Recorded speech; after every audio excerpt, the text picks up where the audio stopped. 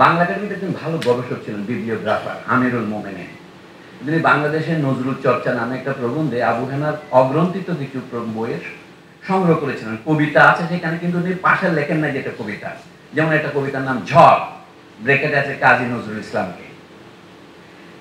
এটা কবিতা সে না বলেও বোঝা যায়। আর কতগুলো লেখা আছে নজরুল ইসলাম নামে একাধিক প্রবন্ধ আছে তার।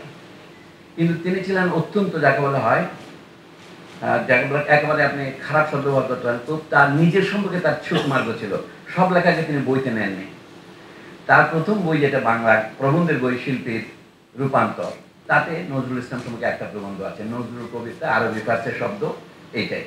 আবার আমিরুল মোমিনের বিবলিওগ্রাফিতে আরেকটা প্রবন্ধের খবর পাওয়া যায়, যে নজরুলের কবিতায় আরবি ফার্সের শব্দ কলম দিয়ে লিখছে, অনুভব উদ্দীপনা ইত্যাদি কথা একটা আছে, আবেগে বা উদ্দীপনার কন্টেক্সটে। সেইটা কোথায় আমি পাইনি, দ্বিতীয় রচনাবলিতে নেওয়া হয়নি। আরো এরকম দু একটা লেখা বাইরে আছে, কিন্তু যেগুলো আছে তাদের দেখা গেল নজরুলের উপরে তিনি সবচেয়ে বেশি লিখেছেন, ভবানীচরণকে বাদ দিলে। সেটা আবু হেনার উপর একমাত্র পিএইচডি থিসিস যেটা বাংলায় বের হয়েছে, মাহমুদা পারভিনের আবু হেনা মুস্তফা কামাল শিল্পীও কথা শিল্প কিনা শিল্পকথা এই নামে।